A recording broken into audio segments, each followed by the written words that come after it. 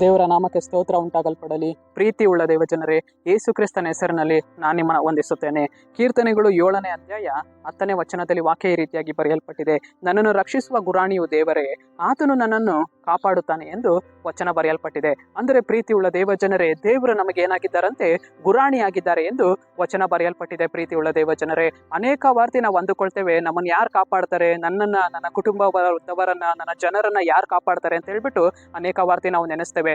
ಆದರೆ ಪ್ರೀತಿ ಉಳ್ಳ ದೇವಜನರೇ, ದೇವರು ವಾಗ್ದಾನವನ್ನ ಮಾಡಿದ್ದಾನೆ, ನಾನು ನಿಮ್ಮನ್ನ ಕಾಪಾಡ್ತೇನೆ, ನಾನು ನಿಮಗೆ ಗುರಾಣಿಯಾಗಿದ್ದೇನೆ ಎಂದು ಕರ್ತನು ವಾಗ್ದಾನವನ್ನ ಮಾಡಿದ್ದಾನೆ. ಪ್ರೀತಿ ಉಳ್ಳ ದೇವಜನರೇ, ಪ್ರೀತಿ ಉಳ್ಳ ದೇವಜನರೇ, ಒಬ್ಬ ಸೈನಿಕನ ಕೈಯಲ್ಲಿ ನೋಡುವಂತ ಸಮಯದಲ್ಲಿ ಒಂದು ಕೈಯಲ್ಲಿ ಖಡ್ಗ ಇರ್ತದೆ, ಒಂದು ಕೈಯಲ್ಲಿ ಗುರಾಣಿಯನ್ನು ಹಿಡಿದುಕೊಂಡು ಅವನು ಬರುವಂತ ಶತ್ರುಗಳನ್ನು ಅವನು ಏನ್ ಮಾಡ್ತಾನೆ? ಒಡೆದು ಹಾಕುವುದಕ್ಕೆ ಆಗಿ ಆ ಒಂದು ಗುರಾಣಿಯನ್ನ ಉಪಯೋಗಿಸ್ತಾನೆ. ಪ್ರೀತಿ ಉಳ್ಳ ದೇವಜನರೇ, ಅದೇ ರೀತಿಯಾಗಿ ನಮ್ಮ ದೇವರು ನಮಗೇನಾಗಿದ್ದಾರೆ? ಗುರಾಣಿಯಾಗಿದ್ದಾರೆ.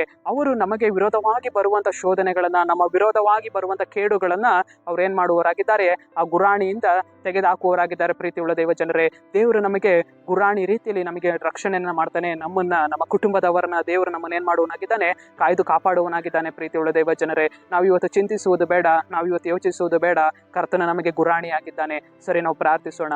ಅಪ್ಪ ಕರ್ತನೆ, ಈ ಸಮಯಕ್ಕಾಗಿ ನಾನು ನಿಮಗೆ ಸ್ತೋತ್ರ ಮಾಡ್ತೇನೆ ದೇವರೇ. ಈ ವಾಕ್ಯ ಭಾಗ ಸಂದೇಶವನ್ನ ನೋಡ್ತಾ ಇರುವಂತ ಜನರನ್ನ ನೀನು ಸಂಧಿಸು ಸ್ವಾಮಿ. ನೀನು ಅವ್ರನ್ನ ಕಾಪಾಡು ದೇವರೇ, ನೀನು ಅವರಿಗೆ ಗುರಾಣಿಯಾಗಿರು ದೇವರೇ. ನೀನು ಅವ್ರನ್ನ ಬಲಪಡಿಸು, ಎಲ್ಲಾ ಕೇಡಿನ ಮಾರ್ಗಗಳಿಂದ, ಎಲ್ಲಾ ಕೇಡಿನ ಕಾರ್ಯಗಳಿಂದ ಬಿಡುಗಡೆ ಮಾಡಿ ಅವರನ್ನ, ಅವರ ಕುಟುಂಬದವರನ್ನ ದೇವರೇ ನೀನು ಕಾಯ್ದು ಕಾಪಾಡಿ ನಡೆಸಪ್ಪ.